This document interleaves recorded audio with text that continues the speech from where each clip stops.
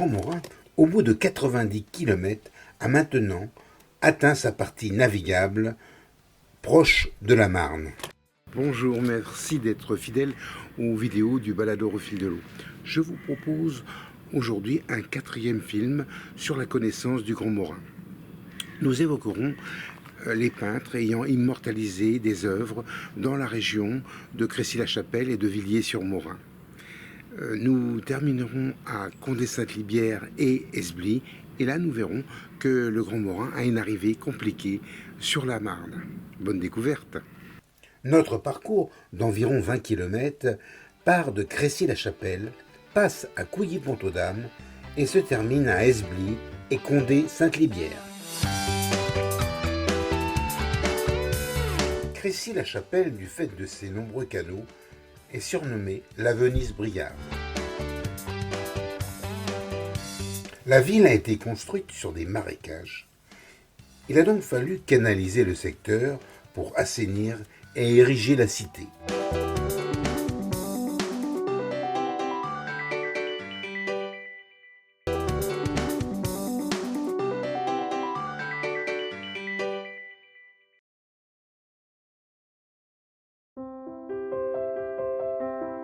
Un embarcadère a été construit dès le Moyen Âge pour expédier notamment le bois de la forêt de Crécy. De nos jours, les bras du Morin ne sont plus utilisés que pour des embarcations légères. Un mail a été créé vers 1760 le long de la muraille d'enceinte et un brasset sépare le mail des maisons accessibles uniquement par de pittoresques passerelles. Elle fut longtemps fortifiée. Il reste quelques tours et des murs d'enceinte.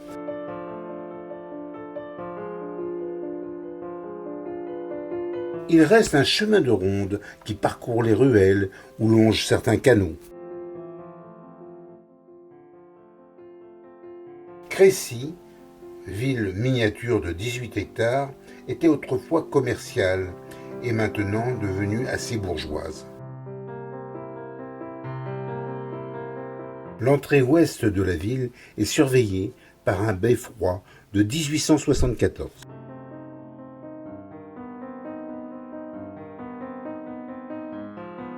Moulins et brassets de tanneurs ont été un lieu de prédilection d'une trentaine de peintres venus poser leurs chevalets pour immortaliser de leurs œuvres la région.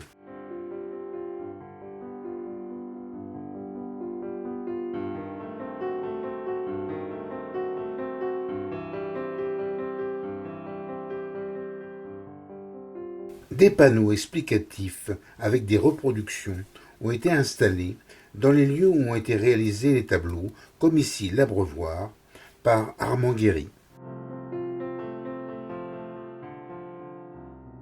Ou encore Quai des Tanneurs, par Jules Massé, vers 1900.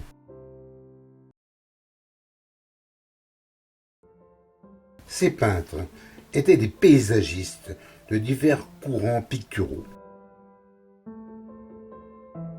Le secteur de la plaine dite Prémanche et le moulin Saint-Martin à Voulangis ont fait également l'objet de plusieurs représentations, notamment par les peintres Corot, Derain, Descamps ou Altmann.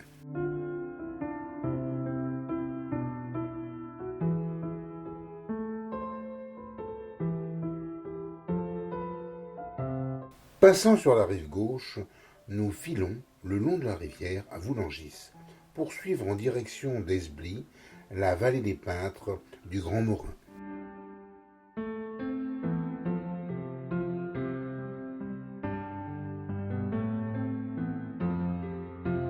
Du hameau de Montmarbin, on domine la vallée à 100 mètres d'altitude, avec vue de l'autre côté sur les hauteurs de Villiers-sur-Morin.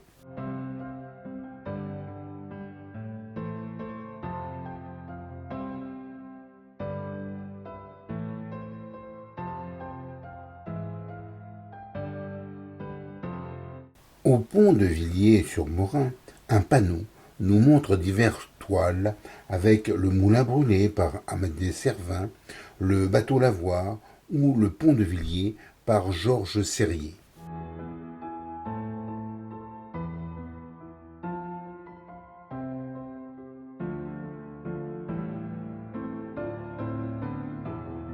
Le Moulin Jaune a pris la place d'un ancien moulin minotier.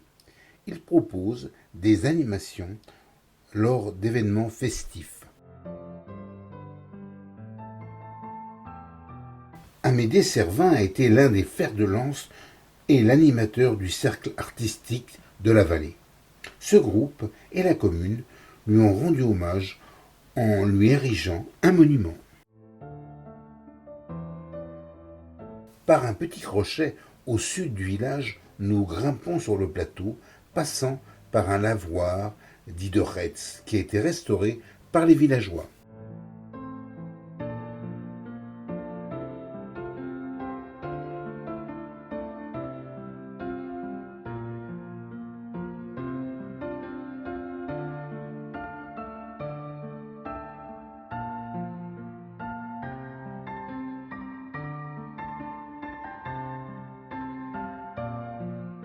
Les hauteurs de Villiers-sur-Morin ont été marquées au Moyen-Âge par des communautés religieuses telles que les Templiers. Nous redescendons par le rue de la Misère très abrupte.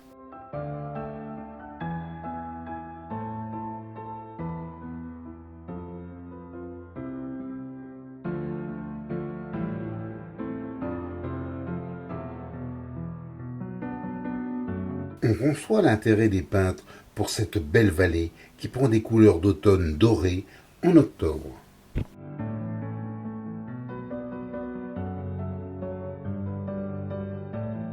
Il y avait autrefois sur la rive droite un moulin dit Moulin de la Sceau qui a fait l'objet de peintures d'Albert Gronier et de Louis Menon.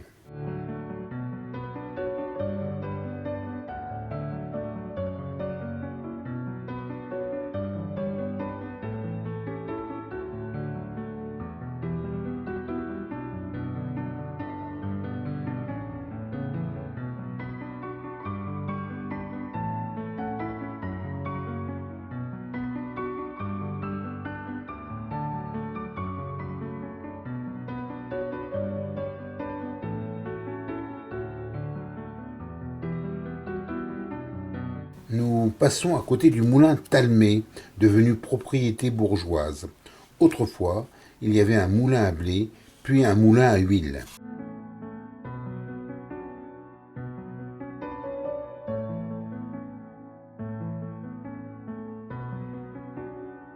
Le Grand Morin fait la limite entre Saint-Germain-sur-Morin et Couilly-Pont-aux-Dames que nous atteignons en franchissant le pont.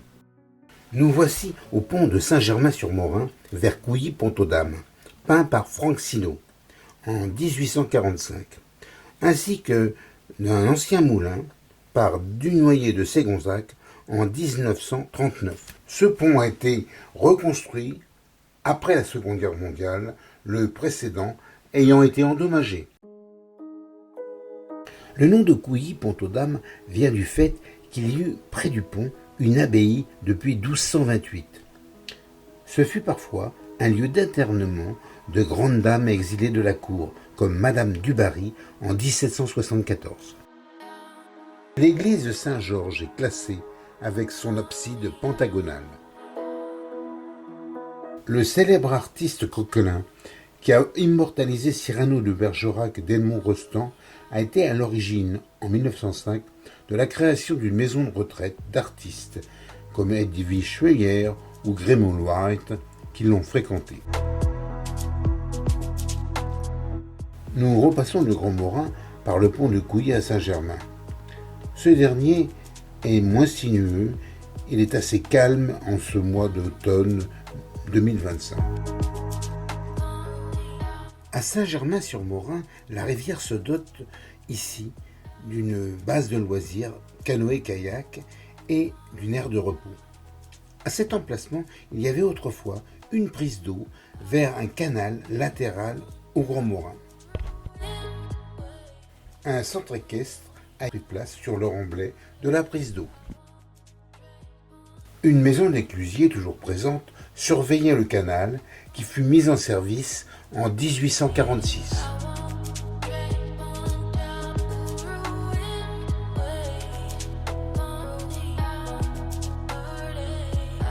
Nous allons maintenant suivre le canal latéral au Grand Morin de Saint-Germain-sur-Morin à Esbly. Un chemin bien tracé le long du canal latéral passe par Montry et atteint Esbly. Le rue de Lachy passe dessous le canal pour rejoindre à 30 mètres le Grand Morin au nord.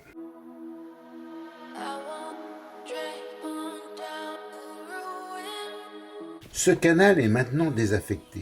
Depuis 1963, il n'a servi que 117 ans.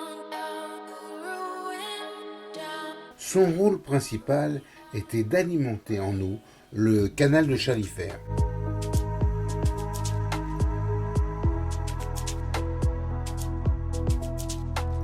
Cette alimentation en eau a été rendue obsolète par la création d'une écluse alimentant le canal depuis la Marne à Meaux.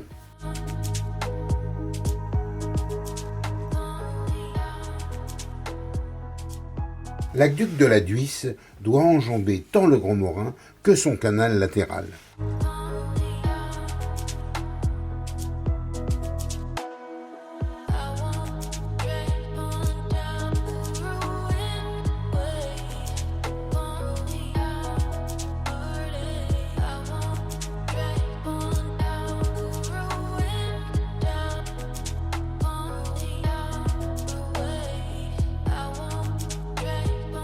Le canal se termine donc à Esbly en se jetant dans le canal de Chalifert, zone que j'avais précédemment décrite dans le film nommé La Marne, de Meaux à Chalifert.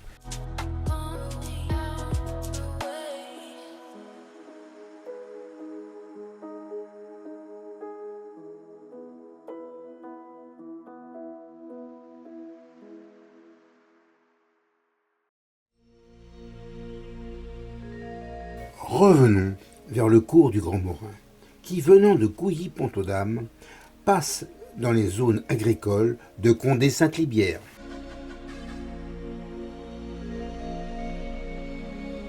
Le nom de Condé-Sainte-Libière vient du celte Condé, voulant dire confluent. Le Grand Morin a une jonction avec la Marne compliquée. Il passe à proximité du château de Condé, puis se divise en deux bras, un qui part vers le nord-ouest et l'autre partant vers l'est, en serpentant dans des zones arborées.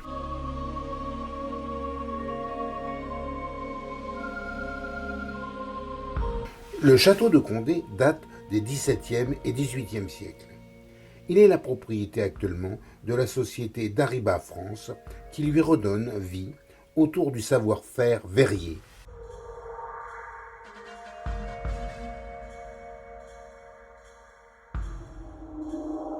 On remarque que l'église de Condé, Sainte-Libière, est située en partie dans le château.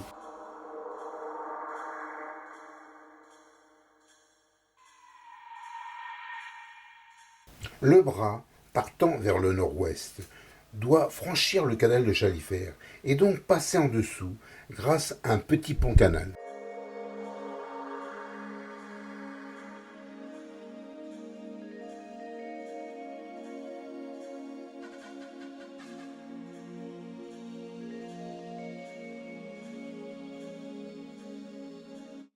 Après être passé près d'un ancien moulin, ce bras canalisé va se jeter 1 kilomètre plus loin dans la Marne.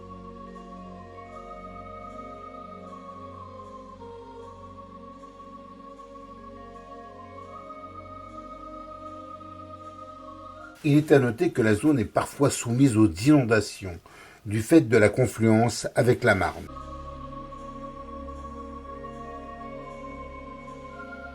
Le bras est, lui, va également passer sous le canal de Chalifert par un important pont-canal. Lors de crues du Grand Morin, ce pont-canal est un obstacle et peut engendrer des débordements à proximité du château, qui est situé sur la hauteur, donc faiblement inondable. Le Grand Morin, au bout de 118 km, finit dans la Marne à Condé-Sainte-Libière, à l'altitude de 41 mètres. Sur ces images de la Marne, il me reste à vous dire à bientôt pour vous rencontrer sur de prochaines balades le long des rivières d'Île-de-France.